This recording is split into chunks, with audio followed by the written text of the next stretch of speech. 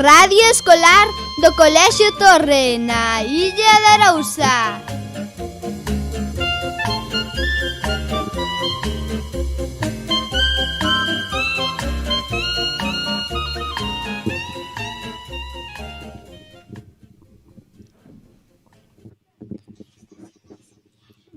Bos días, somos o alumnado de sexto do Colexio Ceuta de Illa e imos entrevistar a Sabela Núñez Cingala. Sabela Núñez é unha escritora e profe de mates que viaxou a Ucraína e a moitos outros países. E vos preguntaredes, escritora de que? Pois neste caso, a nosa invitada é unha escritora de libros, que por agora só escribiu un, chamado O agasallo de Anya. Esta é unha novela que nos achega a realidade de dúas nenas de 11 anos, Xiana galega e Anya ucraína. Agora daremos a benvida a Sabela Núñez. Hola Sabela, que tal estás? Hola, moi ben, moi contenta de estar con vos aquí no CEIP Torreilla. Ui, non dixemos os nosos nomes. Somos Jenny, Alén, Antonio e Mariña. e imosche a facer unhas preguntas. Estás preparada? Sí, intentarei estar á altura. Por que decidiches ser escritora? A que idade empezaches? Bueno, penso que se empeza... Vos seguro que xa sodes escritores. Seguro que algunhas veces xa tedes feito algún relato, algún conto, e así vai empezando. Despois de aí, a publicar un libro, pois o mellor hai un saltiño.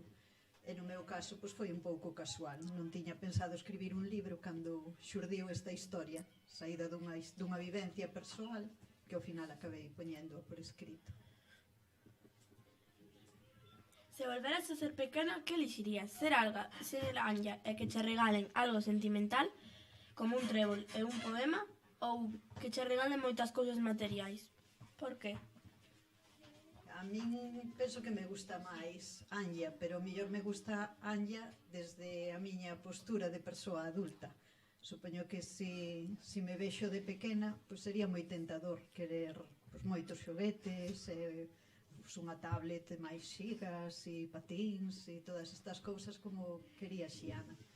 Pero bueno, Xiana despois tamén deu un cambio que penso que é moi importante na súa vida. Tendo en conta que foches a Ucraína a axudar os nenos e nenas, irías a Valencia a axudar aos afectados pola dana? Penso que é moi importante axudar en todos os lugares onde hai necesidade, sexa Ucraína, sexa Valencia, sexa Galicia. Non fai falta ir moi lonxe moitas veces para axudar a xente que nos rodea e para ser axudados por eles. Foiche complicado escribir O agasallo de Anya? Non moito, penso que non moito porque, como vos decía, foi unha vivencia persoal. Entón, co sentimento, pois é máis doado escribir. De todos modos, tiña máis dificultades para poñerme na pel de Anya, quizás pois porque estaba máis lonxe en todos os sentidos, non só físicos, que na de Xiana, coa que me podía sentir máis identificada, como decíades antes, pensando en cando era pequena. Vai haber parte 2, interesounos moito o libro e gustaríanos que a houvese. A mí tamén me gustaría, pero non o sei, pode ser. É unha sorpresa. Acabaranse encontrando Anya e Xiana? Ese é o final, non? É o final do libro que eu optei por deixalo así un pouquiño aberto para que cada quen pois fagamos o final, aquel final que nos gustaría máis. Pero eu penso que sí, que sería bonito que se atopasen. A vos que vos parece? Que sí. Que sí, verdad? Que se atopasen, o mellor que viñesen vivir á illa, que se matriculasen aquí no CEIP Torreilla, que fosen as vosas compañeiras de aula. Molaría, verdad? A medida que íamos lendo o libro, dábamos conta que te parabas en moitos detalles. Canto tempo tardaches en escribilo? Pois, non sei, xuntando así todo o tempo, desde que tiven a idea, desde que o que facía era tomar anotacións sin intención de escribir un libro, ata o final, pois o mellor pasou medio ano. E si, gustábame facelo así con detalle. Estás satisfeita coa aceptación que ten o libro? Gústache visitar os coles? Si, a verdade é que moito. moito as dúas cousas. Estou satisfeita coa acollida que tivo por parte pues, de todas as lectoras e lectores, e paso moi ben cada vez que me encontro con vos. E iso pues, teño que agradecérvolo, tanto a vos como as vosas profes e profas e profos que me chaman para vir a pasar ese pedaciño de tempo con vos.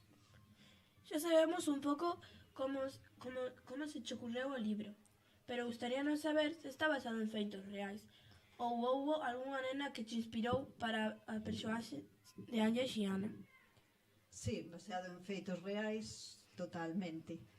E, como ben dis, pois viaxei alá, entón sí que pois, moitas das nenas que eu vin nesas visitas aos orfanatos de Ucraína inspirábanme para poñerme un pouco na pel de Anya e pensar pois, como podía ela sentirse ou que intereses podía ter. E para Xiana, pois, moito máis doado, porque simplemente, como decías antes, volvendo á miña infancia, ou a das miñas fillas e fillos ou das nenas e nenos que me rodeaban, pois érame fácil poñerme no seu lugar. E Xiana era real tamén.